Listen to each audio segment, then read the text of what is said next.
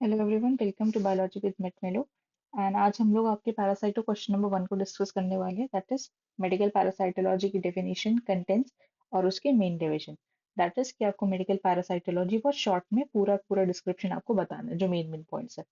तो पहले हम लोग बात करते हैं मेडिकल पैरासाइटोलॉजी की डेफिनेशन की।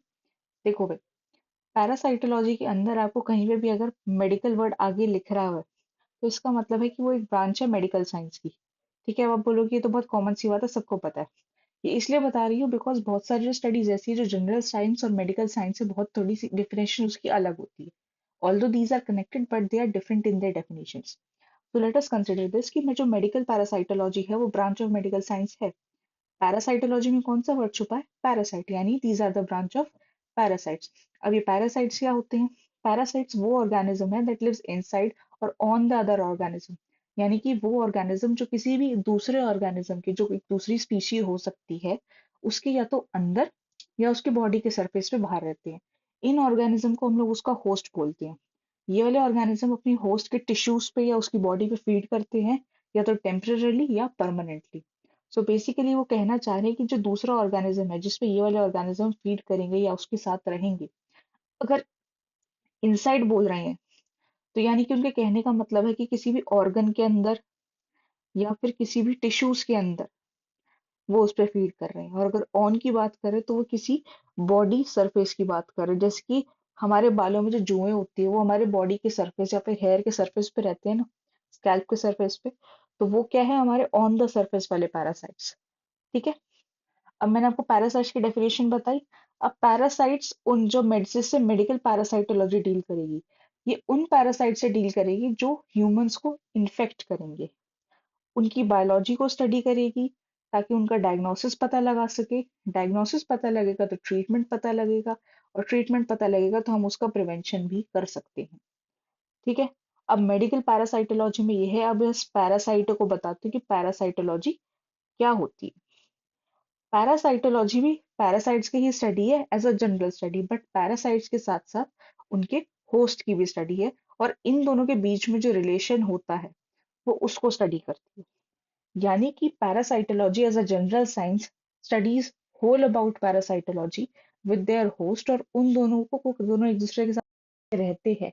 पैरासाइट अपने होस्ट को किस वे में इन्फ्लुएंस करता है, पैरासाइटोलॉजी उसकी स्टडी है। बट की मेडिकल पैरासाइटोलॉजी जस्ट इन्फेक्शन से रिलेटेड है। Infection, diagnosis, treatment and prevention, और वो भी ह्यूमंस के साथ most of the time. Okay, so medical parasitology की तीन ब्रांचेस है जैसे पैरासाइटो की है, प्रोटोजोलॉजी, हेलमिंथोलॉजी और एंटोमोलॉजी। अगर उनके सामने मेडिकल लगा है means we are talking about those parasites which are infecting humans. Got it? अब इन सबके बारे में एक बार जान लेते हैं। पहले आते हैं मेडिकल प्रोटोजोलॉजी में। प्रोटोजोलॉजी में वर्ड छुपा है प्रोटोजोआ, यानी कि we are talking about the parasitic protozoans that can infect humans. ये प्रोटोजोन जो है उनकी मॉर्फोलॉजी, उनकी डेवलपमेंट में बहुत सारे स्टेजेस आते हैं और बहुत अलग, यानी कि बहुत सारी वैरायटीज है। उसके डिपेंडेंस पे हमने इनको थ्री कैटेगरीज में डिवाइड किया: free living, symbiotic, facultative symbiotic. जिसमें से फ्री लिविंग का मतलब होता है कि इनको अपने सर्वाइवल, रिप्रोडक्शन या ऐसे कुछ प्रोसेसेस के लिए जो लिविंग बींग से कैरेक्टरिस्टिक होते हैं, उसके लिए होस्ट की इनको नीड नहीं होती, they can be capable of themselves. But when we talk about symbiotic and facultative symbiosis, this means they need some association with the host. May be किसी ना किसी लाइफ कैरेक्टरिस्टिक या फिर लिविंग कैरेक्टरिस्टिक में उनको अपने होस्ट की need पड़ेगी, तभी वो कर सकते हैं। कुछ जो प्रोटोजोन्स होते हैं, पैरासाइट्स होते हैं, उनको रिप्रोडक्शन करने के लिए अपने होस्ट की नीड पड़ती है। वो अपने होस्ट के किसी टिश्यू या उसकी बॉडी पे रिप्रोड्यूस करते हैं।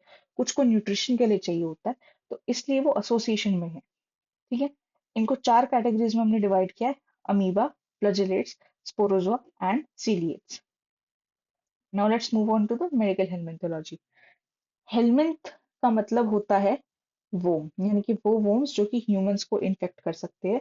और उनका मोस्ट वाइड स्प्रेड इन्फेक्शन है हेलमिंथियासिस, बिकॉज ये एक ऐसा इन्फेक्शन है पूरी पैरासाइट कम्युनिटी में जिसने सबसे ज्यादा लार्ज लार्ज पॉपुलेशन को all over the world effect किया है। सबसे ज्यादा केसेस हमको अगर पैरासाइटों में देखने को मिलते हैं तो वो हेलमिंथोलॉजी के हेलमिंथियासिस से मिलते हैं।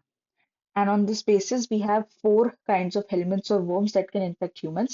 That is, platyhelminths, nemahelminths, Xanthocephala, and Nematophora. Now the last category, medical entomology and arachneoentomology. ये वर्ड्स बहुत से लोग उसको गलत प्रोनाउंस करते हैं, कोई उसको एरक कुछ भी बोलता है, मतलब पता नहीं, बट मैंने नोटिस किया है। सो इसको मैं प्रोनाउंस करना बताती हूँ, इसको कैसे बोलते हैं। इसको बोलते हैं arachno entomology. Arachno entomology, 4 parts में इसको ब्रेक कर दो, समझ में आ जाएगा। ऑल्दो हमें प्रोनाउंसिएशन पे ज्यादा ध्यान नहीं देना। ये स्टडी करती है इंसेक्ट्स और अरकनाइडा को, उनकी बायोलॉजी और उनकी एनवायरनमेंट, सॉरी बायोटॉप्स और एनवायरनमेंट को स्टडी किया जाता है, ताकि उनकी development, breeding cycle, life cycle, उनके लार्वल स्टेजेस को स्टडी कर सके, जिससे हमें उसकी एपिडियोमोलॉजी यानी कि इन्फेक्शन कॉजिंग जो उनकी टाइमलाइन होती है कि उनसे इन्फेक्शन कितना स्प्रेड हो सकता है, वो पता लगाती है। वो चीज़ पता लगेगी तो हमें प्रिवेंटिव मेजर्स भी पता लग जाएंगे, साथ साथ उसके ट्रीटमेंट्स के बारे में भी हमें पता लग जाएगा। इनको 3 कैटेगरीज में डिवाइड किया गया है, crustacea, arachnida and insecta. So this was the whole question. I hope ये आप लोगों को अच्छे से समझ में आया हो. If you have any doubts, please let me know in the comment section. Thank you.